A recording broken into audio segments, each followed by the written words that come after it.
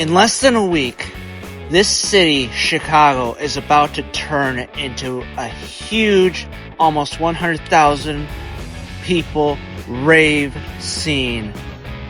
It becomes part of a temporary city, fenced off, buried under stage trussings and fan barricades, along with dozens of other streets surrounding it and nightclubs afterwards.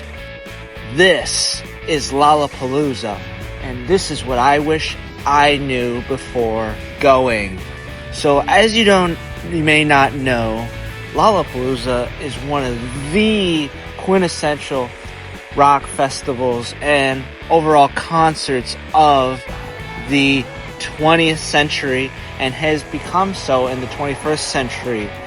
It has essentially been originally rock, thanks to, well, if you ever follow Jane's Addiction, an old 90s band, 80s 90s band, the singer of that band started this festival every year from 1991 onwards, and it has continued, and then unfortunately it stopped periodically until 2010, and since then it's been every year, showcasing the Chicago skyline, but also allowing party and concert goers to come together and really experience music live from all sorts of artists, whether it's pop, electronic dance music, or rock. But originally it did start as rock, and lots of hip-hop and rap too, but also local artists. This is actually where many local artists like John Summit, the DJ, Fate World-Class DJ, started really his stardom up through the ranks because of Lollapalooza. This is like one of the places, if you're an artist, to really want to headline, because this indicates that you're going places. But anyways, this takes place in Grant Park, the main park where Millennium Park is, in front of the Chicago Promenade, where you can see the entire skyline. And boy, does it get crowded here. As you know, this was the festival that really put Chicago on the map when it came to concert going and festival going. It was already, don't get me wrong, Chicago was already a place to begin with when it comes to the music scene. I mean, EDM started here, rock has really proliferated here.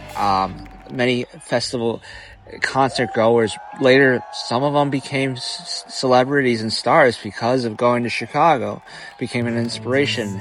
I could go on and on, but essentially the organization of this, going from, a regular street, a regular park that had many countless other summer festivals, like the Taste of Chicago, for example, and which I will talk later, and other countless ones, turning all that area into a concert or festival grounds for Lollapalooza is a huge feat in and of itself, and it happens every year. The best part, though, is what stops me from telling you that it's unlike any other festival, is that the prices do not compare. The prices are actually cheaper, but nevertheless they do hit you and have gone up significantly because, well, everything has with COVID, right? But anyhow, this is Lollapalooza, 4 straight days at the end of July to early August. Exactly this.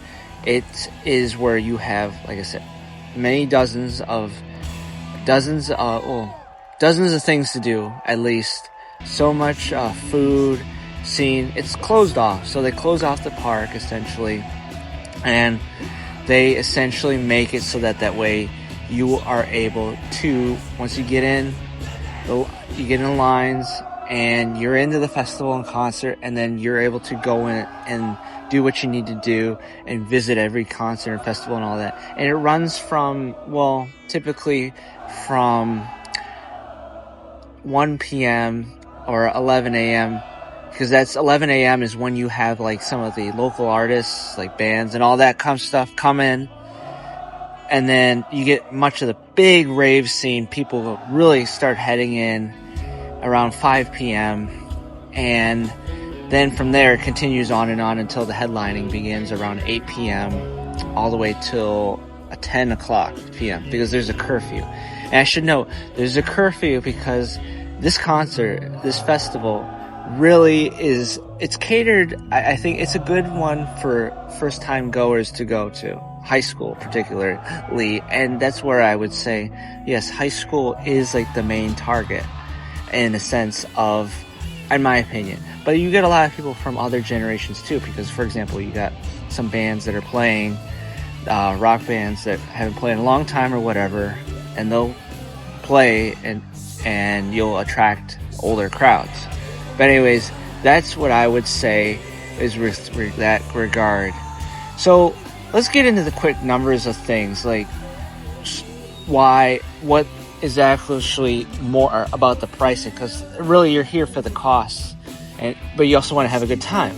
So quick numbers, so we're on the same page.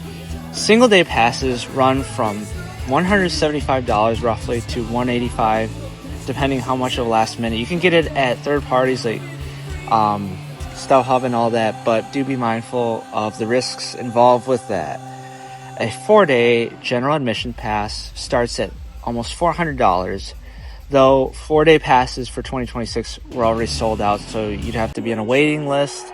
So realistically, most people buy the single day passes anyways. And a lot of people who buy those single day passes, they are local because, well, finding a hotel or Airbnb or something to stay for the whole 4 days is tricky, and we'll get to that in a moment. But here's what adds up, and here's the part nobody puts into the headline. You want a locker to stash your stuff. That's $25 a day or $70 for all 4 days.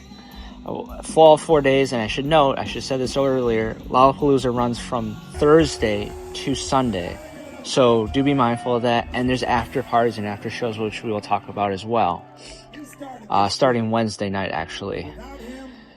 Then you got also the food and drinks. The food and drinks are cashless. So what do I mean by that? When you purchase originally, if you do this way ahead in advance, you're supposed to get a wristband. That wristband is supposed to be your cashless wristband that works as, well, basically paying for everything, because they don't accept money directly or credit cards directly. You have to use your wristband, budget for it, transfer the money, put your credit card, whatever. Beer, because for example, beer runs, and a lot of alcoholic beverages run from $10 to $12, cocktails $15 plus. Full day of festival food realistically lands around $30 to $40. So lose or damage the wristband itself, and replacing it could be pretty costly. Then let's get into the hotels or where you stay. Downtown Chicago rates already climb in peak summer, and Lollapalooza pushes them even further. Some listings near the Grant Park area or Millennium Park have been reported spiking to several hundreds, if not thousands of dollars a night as it gets closer to the dates. So book early if you're heading to downtown, and keep in mind transportation, because driving here is such a mess. I would know, I've been doing this my whole life. I would say if you're coming in from out of town, fly in from O'Hare or Midway airports, definitely take the CTA, Chicago Transit Authority, into downtown, because you'll save yourself the traffic. Illinois, and Chicago in particular, has been rated as the worst traffic in the entire country. So keep those ratings seriously, because you're going to be stuck in traffic, losing a lot of time, and getting a lot of impatient, and spending a lot of time in the taxi with the fares or the ride shares. And surging prices can surge anywhere from $60 to $200 I've seen. So plan your entrance and your exit if you're coming from out of town. And if you're from the suburbs or from nearby, I would definitely try and drive in. And if you have to, drive in, do keep in mind where you park, because parking is always a hassle in Chicago, but it will always be roughly, especially in that weekend, $15 to hundreds of dollars. even per hourly basis. So keep in mind that it'll be hard to find street parking. So yes, keep that in mind. And if you're taking the commuter trains after or before, keep in mind it'll be crazy and hectic with a lot of high schoolers and a lot of, you could say, rambunctious people from like 5 p.m., 4 or 5 p.m., or 3 to 5 p.m., but also especially 10 p.m. and later. So do avoid that if you can. Same with the CTA. Try and avoid taking the train. Do walking instead. But essentially, transportation, you drive in, you're paying for parking. On top of the navigating the same streets, which oftentimes there's closures of the likes of which there's closures that I talk about. So try and avoid all that. If you can, walk, and just try and if you bring a car, try and avoid taking it into downtown.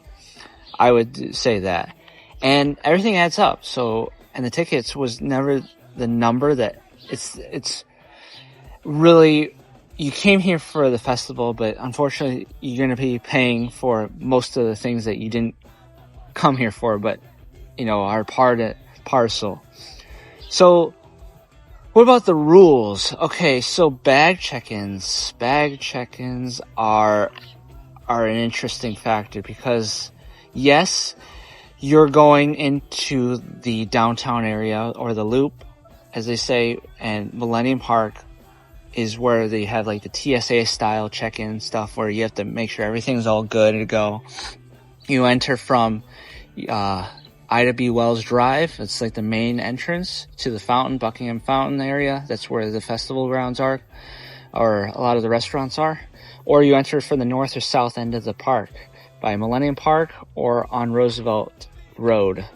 So the actual thing is that you need to know that there's no re-entry. So once you get in, you can't get out. Doesn't matter if you got VIP or whatever. Bag policy is where if you have anything bigger than a small clutch or fanny pack, like 6 by 9 inches, so smaller, has to be completely clear or transparent. And even clear bags max out at 12 inches by 6 by 12. Hydration packs are a must. So bring those wearable hydration packs. That's probably the best option rather than bringing and having to carry your water bottles or whatever. But they do have hydration stations. That is the case. But it has to be empty when you walk in. So do empty it out. Again, TSA style. Can't bring aerosol sunscreen, so just spray yourself before with sunscreen, but don't spray like aerosol beauty products because that can stick. And typically, if you're in Chicago on the dog days of summer, in the summer it's brutally hot. It could be anywhere from, it could be rainy, like you get that random monsoon storm. But it'll be 70 to 80 degrees Fahrenheit or almost 30 centigrade, if not more. But with the humidity, it feels a lot worse. So do plan on that. And do plan for a lot of sun, but plan for downpours too. Check your weather as much as possible because it changes a lot. The weather's very unpredictable here in Illinois and Chicago. Illinois is a state, if you don't know, in the United States, where we're located. Most people, like I said, they think, so if you're filming, you do not bring cameras, do not bring your gear or anything like that. GoPros, maybe small mounts are okay, but I wouldn't count on it. Drones, not allowed, no detachable lenses, tripods, anything of that nature. No professional video equipment at all. And like I said, and I have to reiterate this, skip the driving if you can. Leave your car at some suburb but if you're going to take the train, avoid taking the hours that I mentioned. Or if you do have to drive into the city and you want to avoid the trains completely, like I said, park further out, like in the nicer areas, like the north side. The north side of Chicago's fine. I would recommend that. But yeah, the CTA red blue lines to Jackson stop gets you close. I would say do that, but do that outside of the hours I mentioned. And it sidesteps everything we just covered about parking and closures. So really, I would say there's no perfect way. The city's going to get you one way or another, or the circumstances will get you one way or another. So yeah, there's no really perfect way of transporting here to the festival. So what about picking your day? Picking your day isn't about what you think, actually. If you're doing one day, here's the 2026. Well, I'm recording this 2026. It starts on Thursday, July 30th, runs to August 2nd. So 30th is, you have John Summit, Lord. John Summit's a local from Naperville. He actually started his stardom really here, DJing here. And yeah, he now headlines it.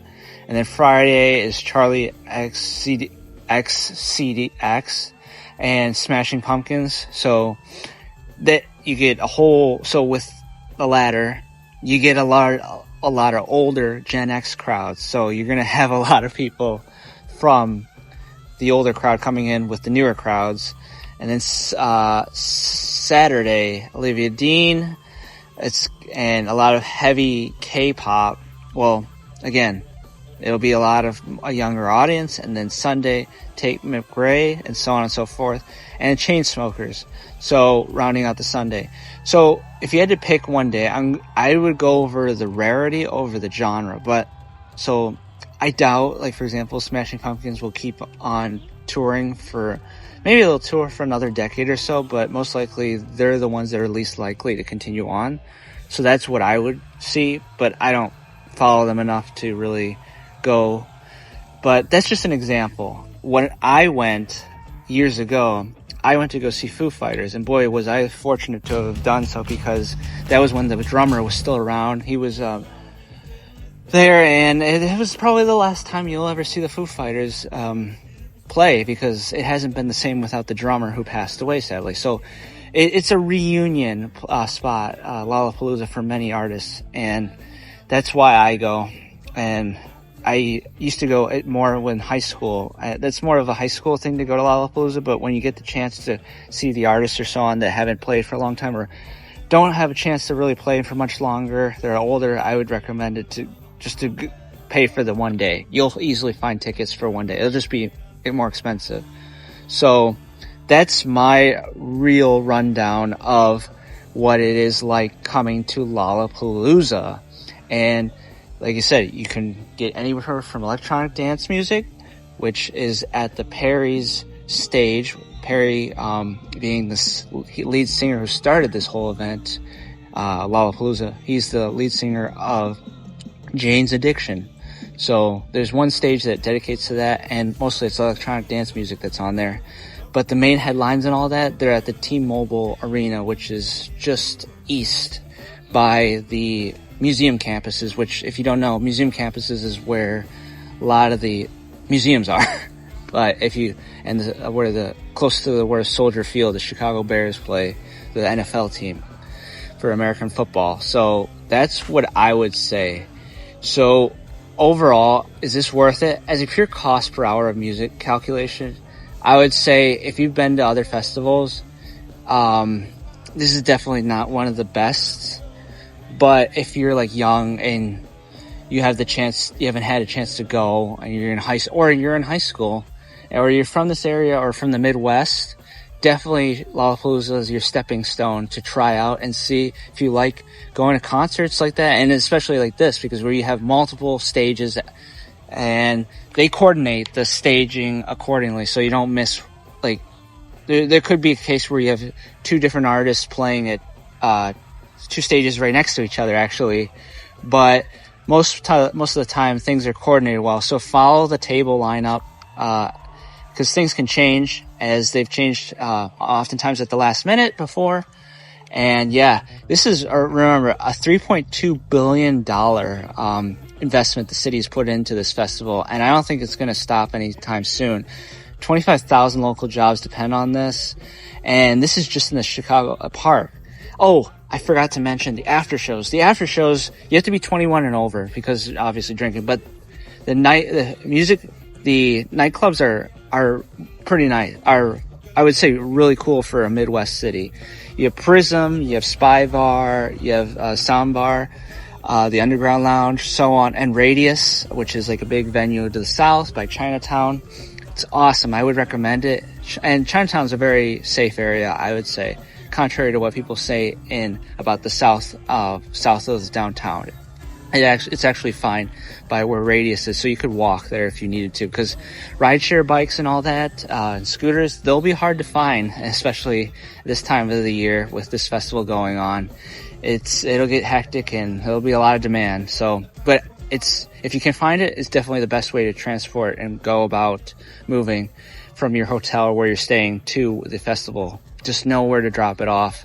So, but this is definitely a good stepping stone, a first time for festival going. Lollapalooza is how I started going, and it's how many people started going. And you get nice epic views of the Chicago skyline and overall just being in Grant Park. But if you get claustrophobic or you feel like there's too many people and crowds, you can always pay for the VIPs or comfort stage passes, but you have to have had those way in advance months. Like February, I would ideally say. So if you're going to go for Lollapalooza, look for concert festival tickets around February, like winter, because that's when you have the best chance, but you'll pay more. But believe it or not, celebrities I've seen, like for example, Chris Rock and all that, show up and they go to these festival grounds, but they're at the comfort stages and they're able to see the different concerts and so on, just not be crowded and surrounded by a bunch of people. Because if you have to go to the bathroom or you're hungry and you're gonna drink and you're like at 10 like 9-8 p.m, good luck getting out, because you're not gonna be able to. It'll be packed like sardines. So that's your biggest warning I could give you about this festival, is that you'll be packed like sardines. But overall, just enjoy, have a good time if you do plan on going. This is kind of like a mini version of Coachella, but way cheaper and more humid, but less hot in some ways, and more unpredictable weather. And this is all genres. So hip hop, rap, rock, EDM, you name it. You got it. Just check the festival. And make sure, by the way, if you're ever interested in one specific artist, which a lot of people do this, they just go just for one specific artist. There's nothing wrong with that. But like I said, you're just paying premium for what you could be instead paying for the dedicated concert. So that's something to keep in mind for just seeing the one artist.